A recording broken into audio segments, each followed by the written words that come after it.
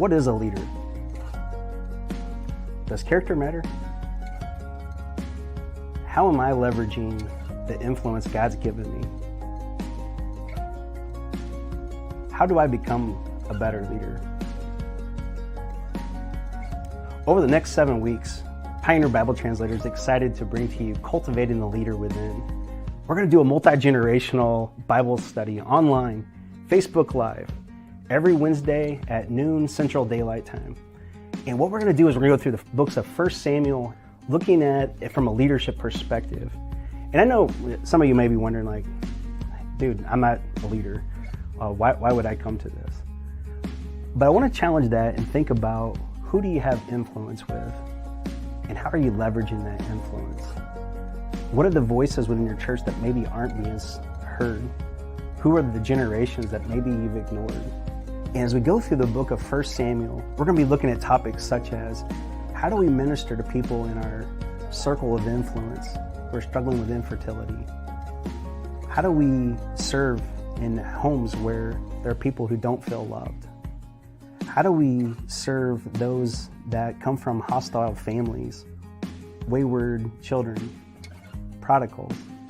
So join us, Discovery Bible Study with Pioneer Bible Translators, every Wednesday at noon Central Daylight Time. Look forward to having lunch with you, because everybody's got to eat.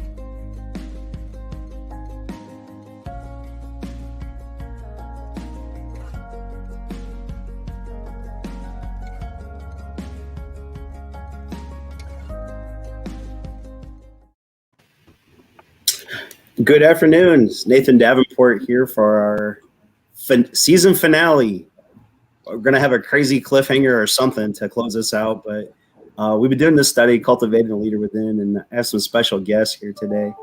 And they're going to go around and introduce themselves, but while they're doing that, those who are online, the question I want to throw out to you today is, what's your favorite origin story, if you have a favorite? Whether it's Anne Frank, Abraham Lincoln, superhero. Mine, as I told the other group before we started here, it's a toss-up between Batman and Abraham Lincoln.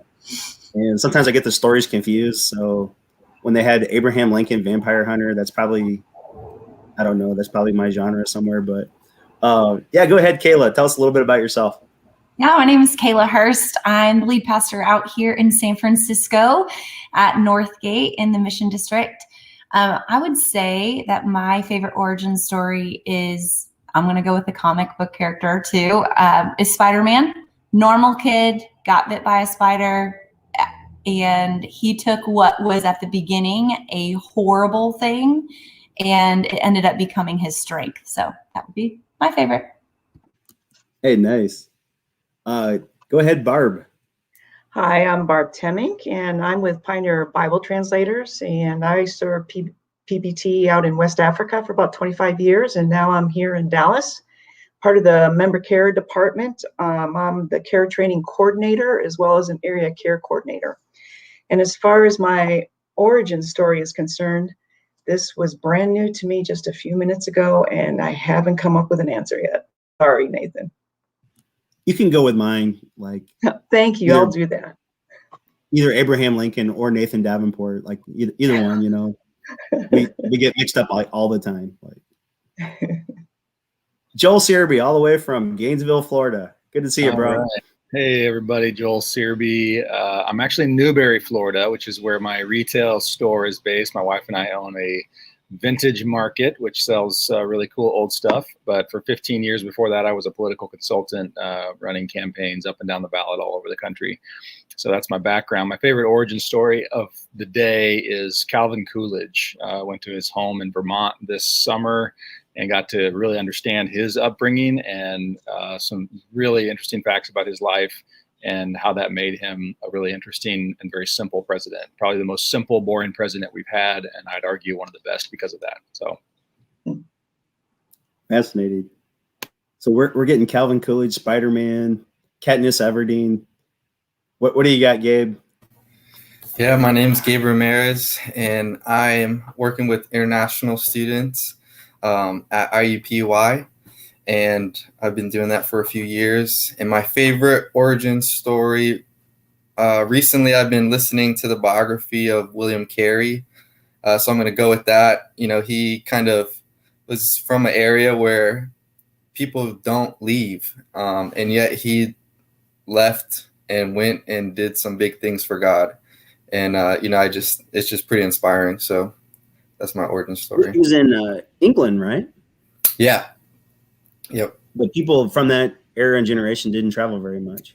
Yeah, and he was like in an area where you know, I guess you would say it was a poor area, and so it was hard to get enough money to go to school. It's hard to, you know, go to a good school. You know, he wanted to be a doctor, and so the cards were, you know, everything was against him really, but you know, God provided a way. So pretty cool.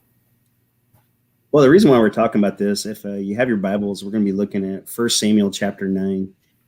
And it's the origin story of Saul. And as we're looking at cultivating a leader, the challenge today we're going to be looking at is, how do we lead with a limp? How do things in our origin story impact the person we've become? And good, bad, the ugly. But specifically, I want to kick it off here by reading the first 2 verses. So there was a Benjamite, a man of standing, whose name was Kish, son of Abiel, son of Zor, the son of Becherath, son of Aphiah of Benjamin. Kish had a son named Saul, a handsome and young man, as could be found anywhere in Israel. He was a head taller than anyone else. So I want to throw our first question here. There's sometimes when I read the Bible, and I told folks I almost skipped over chapter 9 because there's so many details here.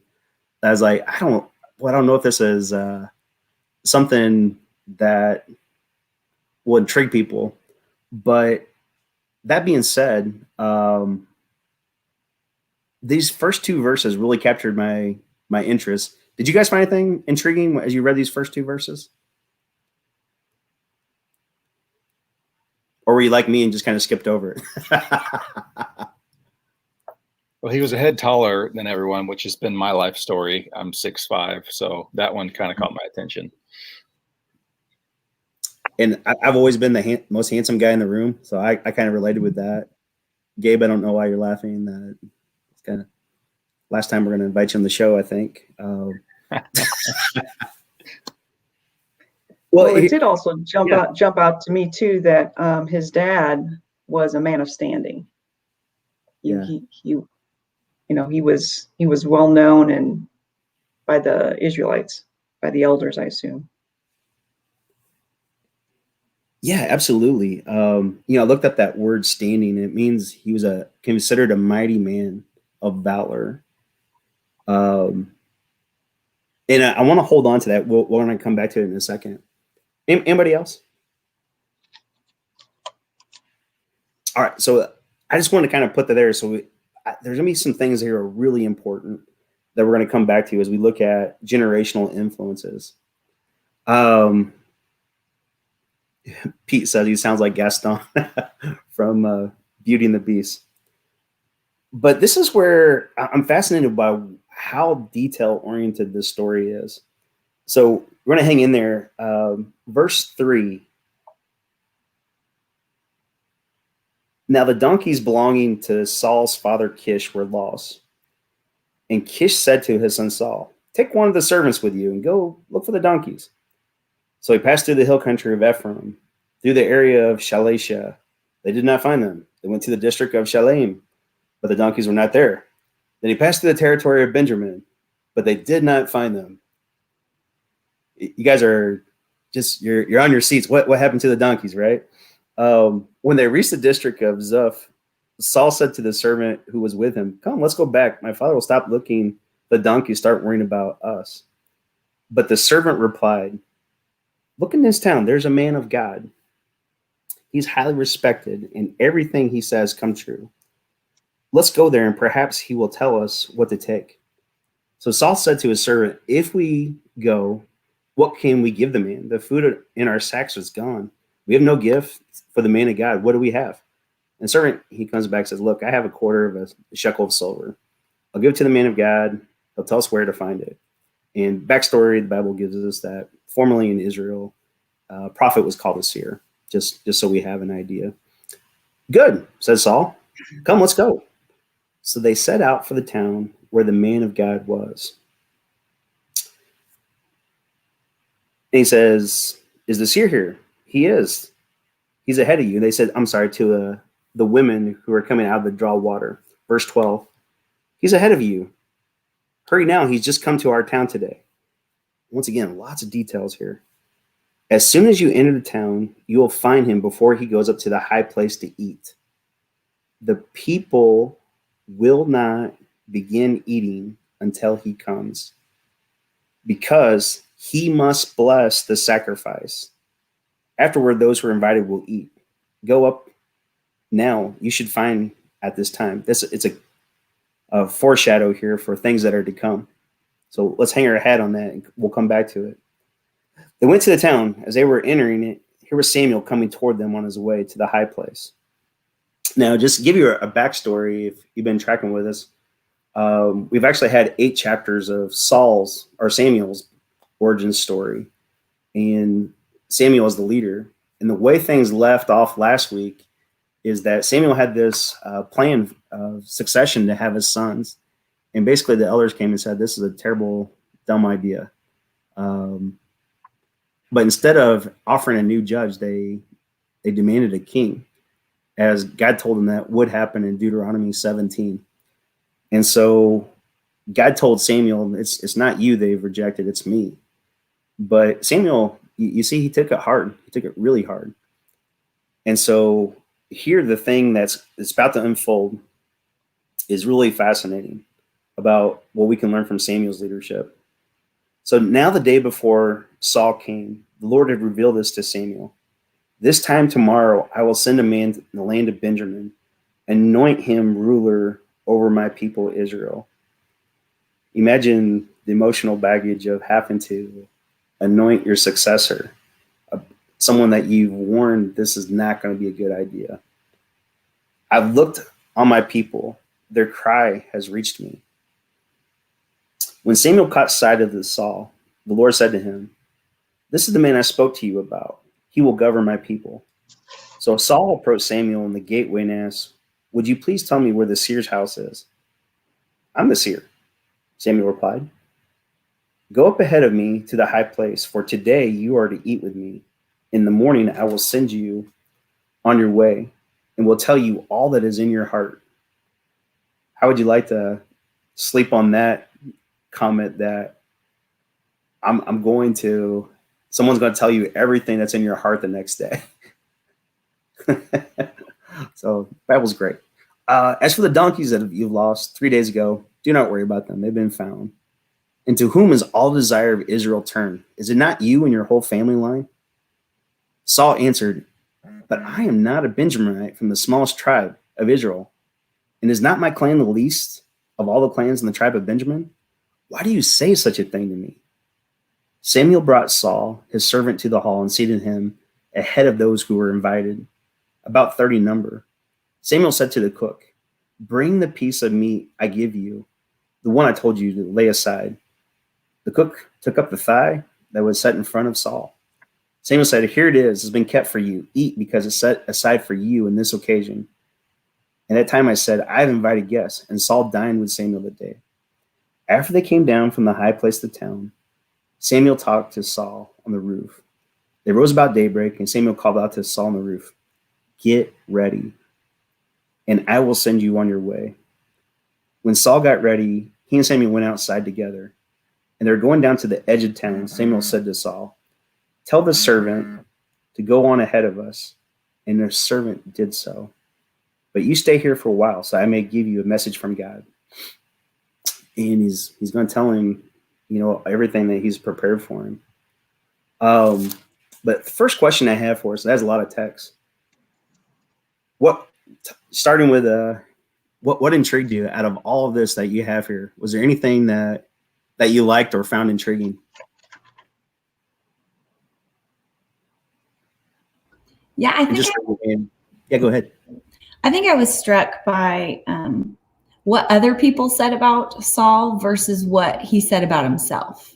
And like even from, I know you talked about like his dad was a big deal. He was known in the community, but we see really quickly that Saul was, as Pete said, Gaston-like he also had a really good image about him. And it seemed like over and over and over, people were expecting him to do great things. And yet the one thing we hear him say about himself is, don't you know I'm not a big deal? Like, this is not a big deal. I'm not a big deal. I'm not the right guy. And I don't know, that stuck out to me. And I know that as we go with the conversation, it's honestly the first time I ever looked at it as that being some of the reason why he was such a jerk later, is because this is just a reoccurring theme in his life. People expect so much out of him, even considering the Israelites. He was the king they were waiting for. So these expectations of his life kept growing and growing and growing and growing, no matter what he was offering up and going, no, I'm not that big of a deal. At some point, he had to start wearing that crown and wearing the expectations that everybody had. I don't know. It was certainly the first time I saw it that way. Yeah. And I find that too, Kayla, because Kish is from the exact same tribe, exact same clan. Everyone sees him as a mighty man of valor. Son's from the same tribe, but he doesn't see himself as something worthwhile. And later we see in chapter 10, even after he's anointed king, when they're calling each tribe up, he's hiding amongst the luggage, you know. But yeah, anybody else? Things that you found intriguing? I found it interesting that they specifically mentioned that he was handsome and young, and handsome a young man could be, and that he was also a head taller. And it just made me think of worldly things, of looking at yourself, and maybe that having an impact on him, knowing the history of, the Israelites refusing God as their king and coming to an earthly king, and seeing Saul as the first earthly king, and seeing that even though the world sees that as like, wow, it could be a stumbling block as a leader potentially. Yeah. When you read this, did you think at all about when Samuel comes and sees David's brothers? Did anybody else mind go there? Because in some ways, as they're looking around, who's the king?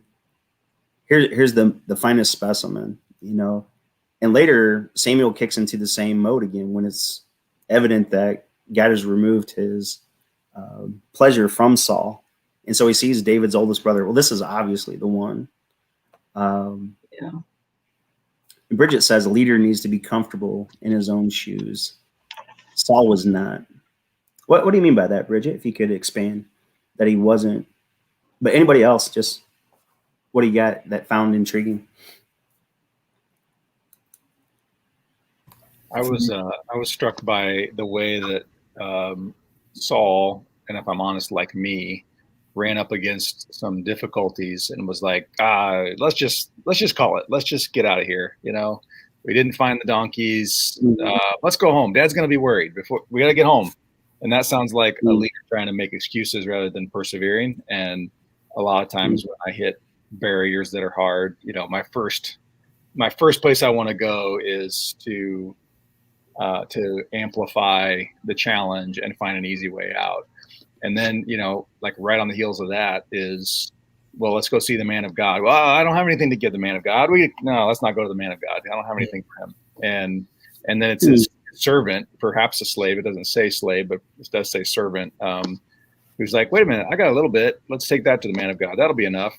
And so it kind of like, it's like, to me, it's a little bit of foreshadowing of how leaders sometimes, on the bad side of our leadership, if you will, we like to bail when things get tough. And sometimes having someone else alongside you not to try to like over teach this lesson, but No. alongside you is like, no, we're going to keep going. That we can get through this. So that was something that got to me. That is, I missed that. But there's an excuse level here, isn't there? That, yeah, they're gone and I don't have any money. But the servant, yeah, he's like, we really, it's not even his donkeys. Like, he has nothing to value from this. And the servant, like, he gives up his money, which is interesting because out of the two guys that we should be more concerned, that's fascinating. Yeah. And he was talking to the servant when he had these conversations. So he said, let's go back. Dad's going to worry about the donkey, or, stop worrying about the donkeys, be anxious about us. But the servant said, no, there's a man of God. Let's check with the man of God. Yeah. So. You got anything, Gabe, that intrigued you? Yeah. It was just interesting to see, like, a donkey ran away. I just feel like it was probably God that, allowed that situation to happen. And then it just so happens that the servant has this idea to ask someone, ask the seer. And then it just so happens that they're in the place where the seer is. The lady says, he just came to our town today. So it's not where he lives. He just so happened to be in that place. I just think it's like, I see a lot of God's providence, and we know, like, Yeah, definitely it is, but it's just sticking out to me right now. So yeah, and that we're gonna hit that when we talk about what do we learn about God, but that's dead on, because what I first thought was laborious reading all these details, which it is, when you actually see what had to take place in order for them to see Saul and Samuel right at that point, it was this, what they thought was this terrible trek. It was perfect timing. I just find that fascinating in God's part. Yeah. Anybody else? Well, I was just going to say, just real quickly, because you mentioned earlier where he talks about, but am I not a Benjamin from the smallest of Israel? I mean, kind of, why would you say such a thing to me? It's interesting because for me, I'm wondering if Saul, there was a humility there. Maybe before he became king, there was a humility thing there. But then when I saw, what he looked like and his size, maybe that took the best of him. It kind of maybe took over when he became king.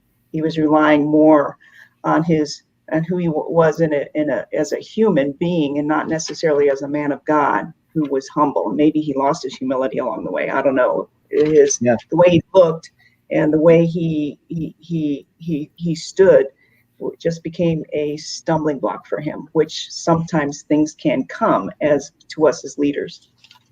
Yeah. I think that's a really good, and it's a way more generous thought than I ever give Saul. So, that's because we know his history. No, that's so good. It's so good, and I'm glad you pointed out, because I automatically went to, he's got so much pride that he's in imposter syndrome and he's causing this whole thing. But both could be true, but that's a really generous thought, and it's not. Yeah. It's not necessarily wrong. So I appreciate that generous thought for sure. Well, this is why I love to study the Bible in context and with a community, because you guys are bringing out ideas, and that's the whole point of this study, as we sharpen each other. But one of the things I found intriguing was thinking about generational influences. I think, I don't think any line of the Bible is just put in there by accident. And it's looking at Saul came from a generation. And I don't know if you guys are ever, talk through generational blessings or generational curses, but how many times have you come across somebody who says, that's just the way the Smiths are. That's just the way Davenports are. And, one of the things like I grew up thinking was that, Davenports, we have a short tempers. Well, that's just the way we are. Well, coming back to the question God asked Moses, or God asked Adam, who told you that? Where did this identity get formed that it was passed? And so there's something I think we should always be looking at generational, how it impacts us as a leader. But the second thing, here you have two guys that are from the exact same tribe, Kish and Saul, his dad. Kish is revered by the people as a mighty man of valor. I lean a little bit more towards imposter syndrome, and mainly because, as a case study, later we see Saul chasing David through the exact same deserts. Why is he out there in the deserts chasing David? Well, some of it I think is he still doesn't. He's still having that. I hadn't put the imposter syndrome, but I think it's there. But a question I just had here: do we all secretly wonder if we measure up our parents in some way? What do you guys think of that question?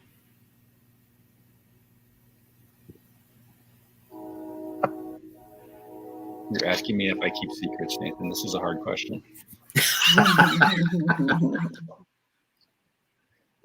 Do people in generally, is that, something, or is this? Science has pretty strongly proven that we absolutely do.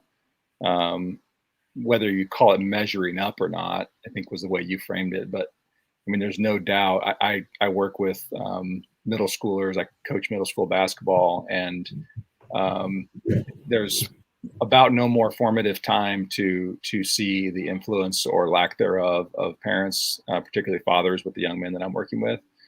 And I know that's like a kind of a worn out thing that we talk about, but it's just true. And so whether you're asking it actively, do I measure up, or whether you're like somehow subconsciously always wondering what is my relationship with my parents, I absolutely think it's a constant dialogue, internal, external, secret and otherwise.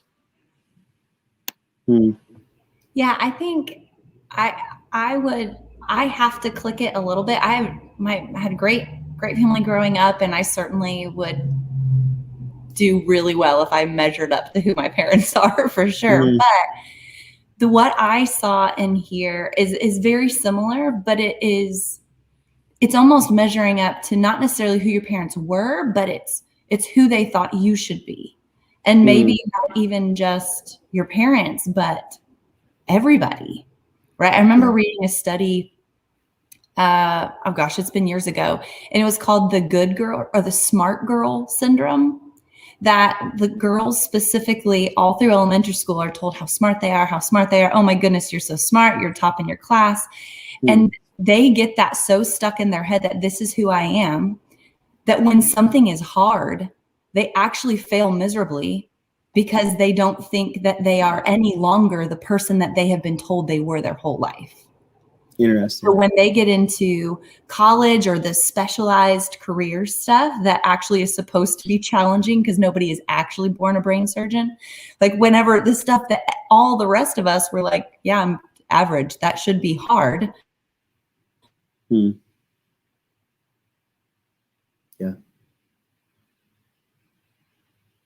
I think we froze in there.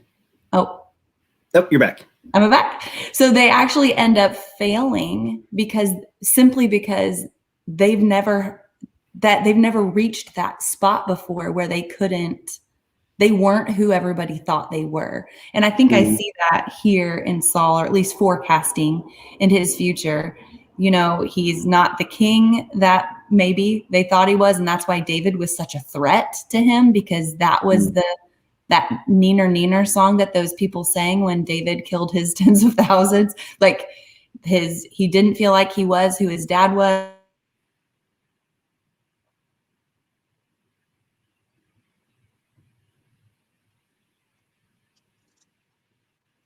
Yeah, we lost her there again. And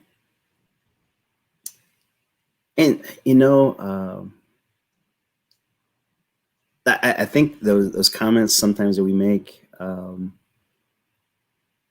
like my dad, even though I'd been in ministry for, gosh, probably 15 years at this point, when he made the comment, so my dad was a fantastic evangelist, very gregarious, and I'm outgoing, but I'm an introvert, and I'm not my dad at all.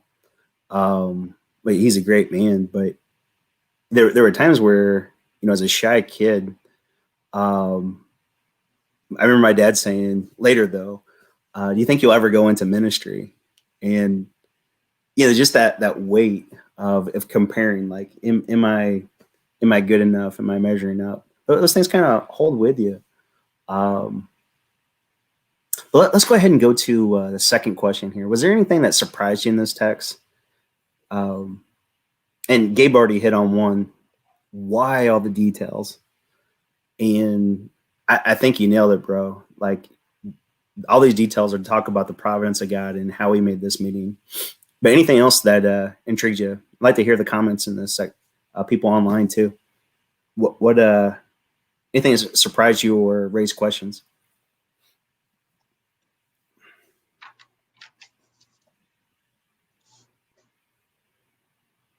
I think I was right along with Gabe. I mean, because I was thinking, you mean, why donkeys? I mean, they've talked about, sheep. We know about sheep, but you mean, why donkeys? And what was it normal for a child, a son, just like, oh, I lost my donkeys, or did Saul fail to do something where he had to go find the donkeys? We don't know. There's a lot of unknowns, but yeah, to me, it was just really weird that they had to go looking, and it seems like they went like all over the place looking for these donkeys too. Yeah. I guess it surprised me that they decided to mostly at the servant's suggestion seek God's help or a man of God, because particularly hyper agricultural culture would have. I mean, you just figure it out. You find the donkeys or you give up on the donkeys, and that's the story. There's no like third option. You either found them or you didn't, and that's the story. So that surprised me a little bit. Not, I guess it shouldn't because it's the Bible, but it did. I'm really glad you said that. So many times I'm the rational, like, instead of asking God about, my wife is always, we need to ask God, every decision. And I know it's the right thing, but there's so many times where, well, we just got the facts right here and we'll just, figure it out. But it saves time asking God every single time, But anything else, that's good. I need to hear that today. Wait a minute, Joel, were you saying that I'm the donkey? Is that? No, okay. I know what's in your heart, okay? That's the next chapter, okay. Anybody else, anything that surprised you? Or that you're curious about? I think it's probably just in general. It shouldn't surprise me because I know God has left us to our own devices more than once in history, but just that he gave him a king anyway. Like, I know that's the whole storyline and that feels a little big, but that he gave him a king anyway. And frankly, if I'm Samuel, I'm a little ticked. Like, don't make me do this. Like, we both know this is a bad plan, and now you're going to have me go and anoint him. And I don't know.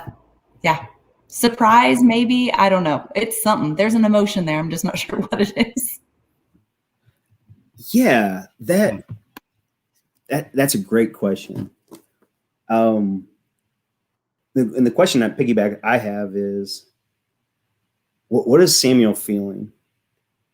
As he's talking with the Lord and the Lord revealed to him that this is going to take place, he keeps his emotions pretty close to the vest here. And Brian is asking, why did God choose Saul? That great question. I think we actually get a little bit of that, Brian, in chapter 10. because as he has such a low view of himself. In chapter 10, verse 6, the Spirit of the Lord will come powerfully upon you, and you will prophesy with the prophets, and you will be changed into a different person. Once these signs are filled, do whatever your hand finds to do, for your God is with you. And this is something that I think gets lost a lot. Verse 9, chapter 10, that's why I thought maybe we should do these together. It says, God changed Saul's heart. And people started questioning, like, is he now one of the prophets? And he leads valiantly. And honestly, I'm weighing if we should continue the study of cultivating the leader, because many of the things that we look at stumbling blocks that Saul does, David does the exact same thing. There's one time when David wipes out an entire Amorite village. Nothing is said. He actually kills the children. The Amorites won't even do that. Nothing is said. And I probably just opened a can of worms there, but it's fascinating what God sees.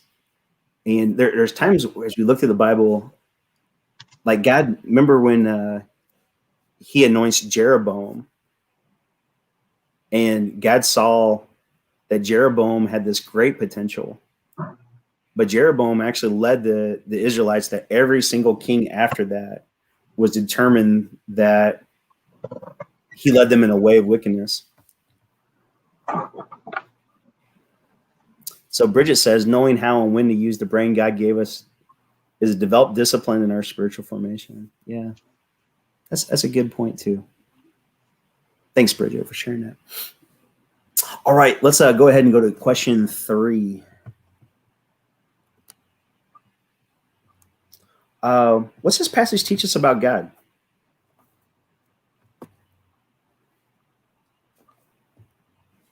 We hit on a couple of them already, that he let them have a king even after he warned them.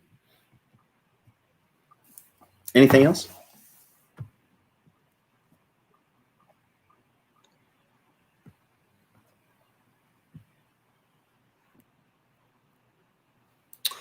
What about over in verse 13? So as they're going along, Saul goes up to the town. It says you'll find the people there, but they will not begin eating until the prophet comes, because he must bless the sacrifice. Anything you learned there about God?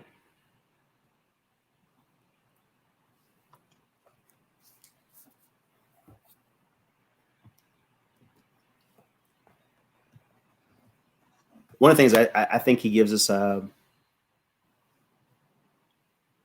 that he's giving Saul an experience to teach him, because remember later on when he's king and they're getting ready to go into battle, I'm like just sharing this like you guys read this yesterday, but remember that he actually makes the fatal mistake that he makes the sacrifice, something that the prophet was supposed to do, and he didn't wait. And so God gives us an experience. He taught him. God's a great teacher, is what I'm saying, that he gives us experience that he wants us to learn from. Brian says, God never ceases to surprise us who he can use, right? Rahab, Balaam, Mary, Saul, Paul. Yeah. Great word, Brian.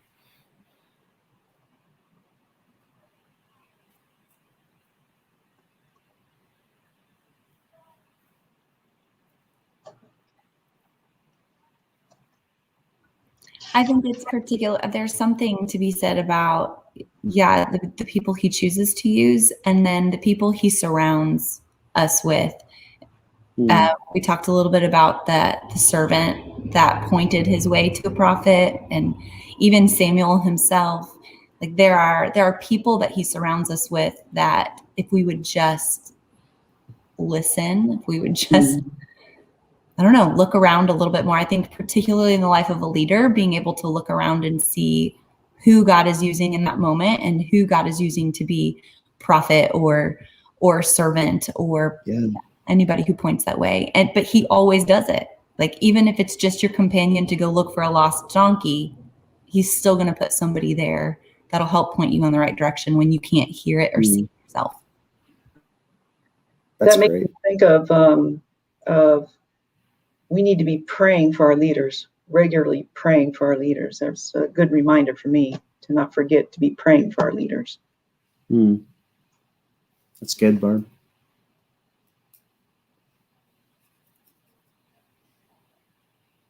Rather than question God, why did you put that leader there? Yeah, it's a great point. I don't know what you guys think about this one, but I wrote down sometimes God gives us emotionally difficult assignments. You see how I got that? So Samuel has been leading. He had this idea of his sons. He has this heartbreak when people ask for a king. And they basically, as Pete said last week, that was a dumb idea. But here he is. He has to anoint his successor with an idea he hates. And I don't know, I just wrote here, sometimes he gives us emotionally difficult assignments. Can you guys relate with that at all? It's a really unfair question for me right now. I am in the middle of a very difficult emotional assignment. And I'm helping pastor our church through a major transition for them and something that is really painful for them. And as a leader, though, it's not even just, their pain that you're helping shoulder. It's also your own personally. And so there are certainly differences in the story, but like to know that you know that it is what you're supposed to do, and to know that there is no way around pain through it. It's a weird thing to work through in your head. Like it's very odd for me in two ways. There's part of us, I think, always that maybe it's American culture, maybe it's human nature that's like, no, surely God wants me to be happy. Like clearly the path to joy is definitely, that's the Jesus one. And then there's sometimes through life where at least I found myself going, oh, well, I can discern the way of God by which way is going to be most painful. Like I've even heard people joke about it, like, well, that seems like the worst possible option, so I bet that's the way I'm going to have to go. And I don't think either of those positions are the right posture to have when discerning and walking as a leader. But I find myself being pulled in some of those, and there is a piece, there's a weird piece you have to fight for when it comes to accepting and walking into an assignment that is hard at its definition. It's hard and it's going to be emotionally painful. So I hear it. Yeah. I was also very encouraged knowing where Samuel was at, knowing that his sons weren't doing it and that there was going to be a king coming in. God took the time to speak to Samuel and affirm him that they weren't rejecting him. They were rejecting God. And I thought, wow, yeah, know who your enemy, know what, realize what's going on. But then also to see Samuel faithfully, even though he was in pain, he knew he was faithfully doing what God wanted him to do, even though it was just so hard, he was faithful. Well, that's encouraging. That's why, there's times in leadership where it's lonely, where, as you said, Kayla, you know what you're supposed to, and something's gonna hurt somebody. Pete has, I want to throw this quote back up because it's really good. There's no growth without change, no change without loss, and no loss without pain. Even the good changes. As my friend Mike Nichols always said, anytime you have a loss, you have to mourn it. Even the best ones. You're going to have things that you have to mourn through. Yeah. You can cheer away when you get to the end, but when you're in the middle of it, whoo. Yeah. Not easy. You want to give a background for where that statement's coming from, Barb, to folks that may not? Just Well, there's probably many circumstances I can think of. yeah.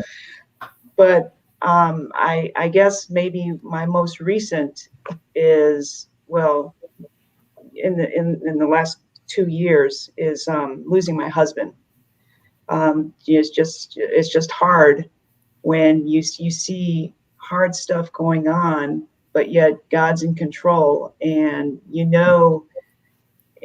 and I'm still in process of learning, post that, that he is indeed with me, still using me, and he is.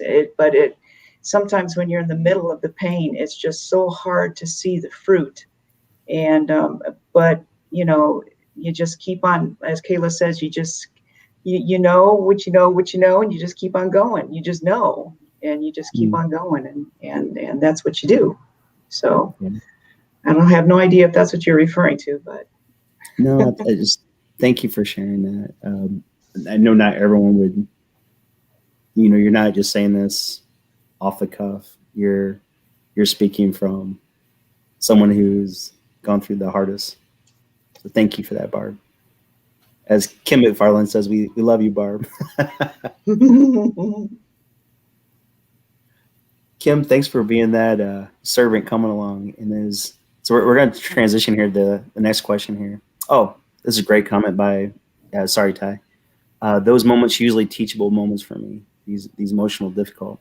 I find myself asking God what he wants me to do in these assignments for others, as well as what I need to do differently or more intently, excuse me.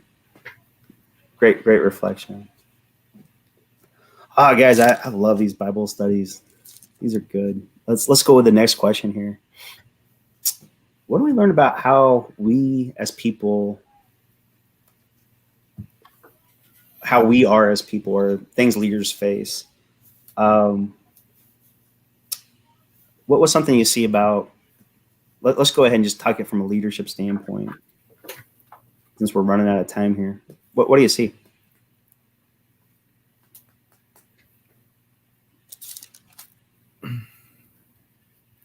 I think something that was kind of already said is like, you don't need to be born a leader to lead, and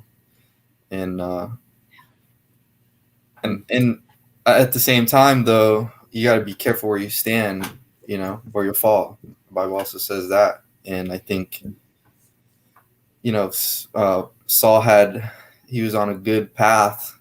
As you said, we see in chapter 10, God was really changing his heart. And, but then we also know that he fell, he let his pride, he let his, like you were saying, this idea he had of himself, and then he fell. And I think, I think it's a warning to us. I think Saul's life is definitely a warning to leaders. So. It's good, Gabe. Yeah, I think that's good. I think the converse is also true. Just because you are, and we get to see that, we get a front row seat to that. Just because you're born a leader, just because you're born looking like the kind of person that should lead, that's not enough. Like those goods are not going to be enough. So I think, Gabe, both of those things are totally true. You're right. And that we get to see that story in David, right? The person that doesn't look like it should be a leader, but also, and sometimes when you've been told your whole life you should be a leader, it's not going to, what brought you here isn't going to get you there. It's not going to take you where God wants you to go. Leadership requires something else. And it's a lot of what we talked about. I think, to recall again when we said that look for the people around you, look who God is using around you to speak to you. That's something as a leader that's necessary. Yeah. And I think it's probably borrowing from chapter 10, but like if there is a calling and anointing on your life, then you let God change your heart and walk in it. And it doesn't matter. All this backstory it makes for a good story, but what really matters is the moment that God says, okay, let's go. Like, let's go do it. Yeah. Christy says we shouldn't let feelings of inadequacy keep us from doing the things God wants us to do. Yeah, that's incredible. Brian, doing the right thing isn't always our favorite thing. That's a tough one. Dead on absolutely truth. Hearing God's voice might not leave you where you thought you'd be. Are you willing to go when, where, how he wants us to be? So true. Something I really admire about Samuel. Did you guys pick this up in verse 22? So Samuel brought Saul and his servant into the hall and seated them at the head of those who were invited. He said to the cook, "Bring out the piece of meat I gave you." And I think this is my action item for today. Is when I just read this, is like, who do I need to invite to sit at the table that your influence could pull someone along? And that's part of the reasons why I was doing this study where, bringing people is like, hey, I see God work in your life, that you are a leader. Gabe, that's, why we put you on the program here, and Barb and Joel and Kayla, like, you guys are leading, and when I read this, is like, just, thinking of people I wanted to learn from, and that's why we did the generational. But, sometimes we skip over thinking about our influence, but it took them to the cool kids table, right? And maybe try it, but not only that, it gives him the best piece of meat, and he really looks over himself. I don't see any ounce of pretense or bitterness, where it would have been so easy because he got stepped over. And I don't know, there's times where I feel like I get stepped over, and you're having that, thinking that big picture kingdom view. Bridget says, I love how Greg works so hard to get input for the PPT body before making big decisions. Very true. What else? What are things you guys learned from leadership, particularly out there in radio land too?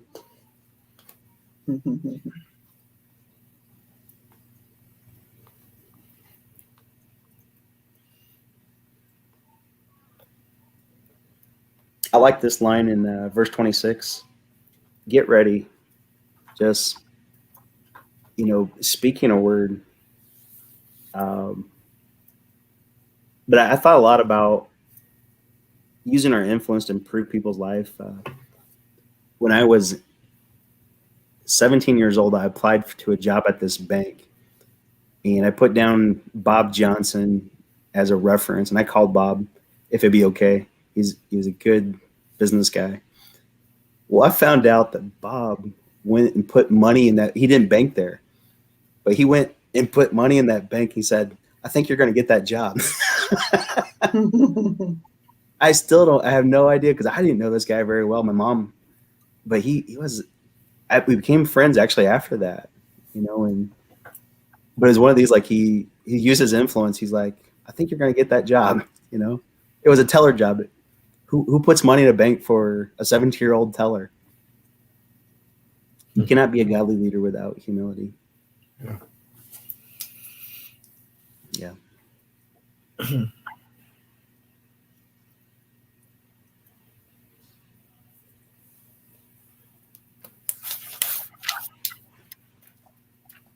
All right, so this is where a lot of Bible studies in, and I always say this is where our Bible study begins. So we don't want to just merely listen to the word. We want to do what it says.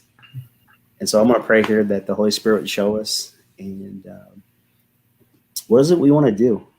And this is where I love hearing, what is it God's showing you?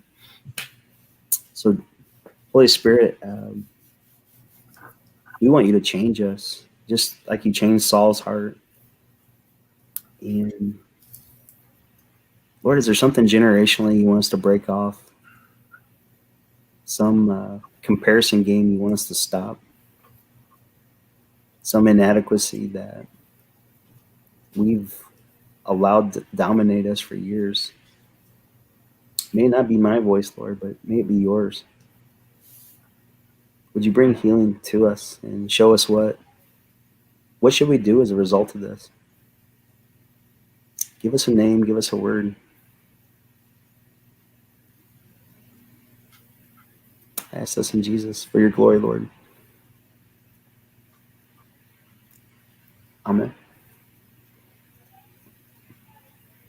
So I'm asking God, who do I need to invite to the table? I got a guy that I'm curious if he'll do a one-on-one Bible study with me.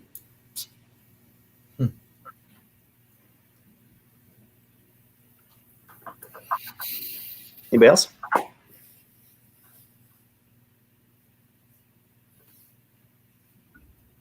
Yeah, I think for me there's an inviting to the table, and there's even so far as like calling it out in people, starting that first step at least. But for me, I think a lot of this was walking forward in this same confidence and peace that Samuel had in the hard stuff. Like that, yes, you can be confident that God is asking you to do this really hard thing, and it will be for his glory. It may not make sense. In fact, you could be sure that this is a horrible plan, but you are still going to walk through, because that's what obedience looks like. And maybe that's the goal. Maybe that's the goal the whole time, was to be in step with what God was asking you to do. And maybe sometimes it's time for me to put away the part of my mind that wants to forecast and make sure I'm doing. This may sound counterintuitive for leadership, but maybe sometimes it's actually time for me to put down whatever I think is the wisest way to go forward, to the thing that makes the most sense, that, God and I had agreed on just a little bit ago about how the whole king situation was a bad idea. And yet obedience to God in that moment was anointing a new king.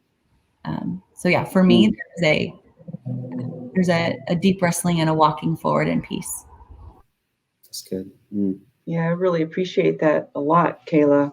I know I would even say, I'd like to think, because I've just been thinking a lot. It's been really good, because it really struck me, the whole thing about Samuel and his sons, and then stepping forward and going through this really hard transition that lay ahead, and just the level of trust that Samuel put in God, even though he didn't necessarily see the whole picture. He might saw some of it, but he was just, okay, God, when I need to close my mouth, let's close my mouth.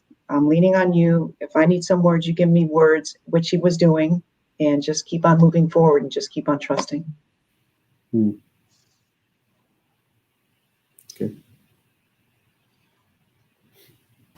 Yeah, and I guess for me, I would say, to not count people out. Maybe that I meet and I say, that maybe I shouldn't invest in them. Maybe I'm looking at the Sauls instead of the Davids. And maybe I should just be more open and have that prayer more. God, just help me to, lead whoever you want me to lead, not who I think I should lead. I don't think I pray that enough. So, are any of you watching The Chosen by chance?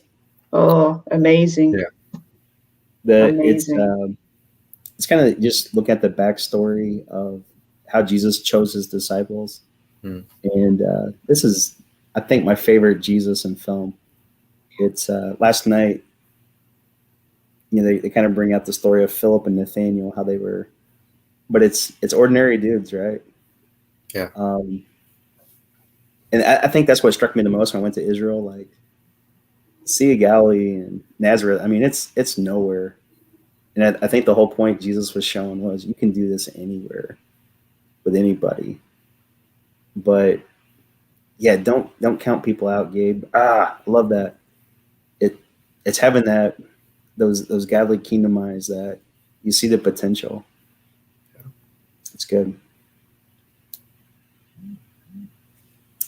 Well, guys, thanks for the study today. I've been blessed by it and so thankful for your insight. So we don't currently have a plan for what our next study. I'm looking at the next chapters because I think God gave us the book of 1 Samuel and 2 Samuel and Kings to teach us about leadership. And I'm making my way through these stories, but it's been a pleasure studying with you guys today and the last 7 weeks. So bless you and keep studying the Bible. And if you guys can hang on for a second on the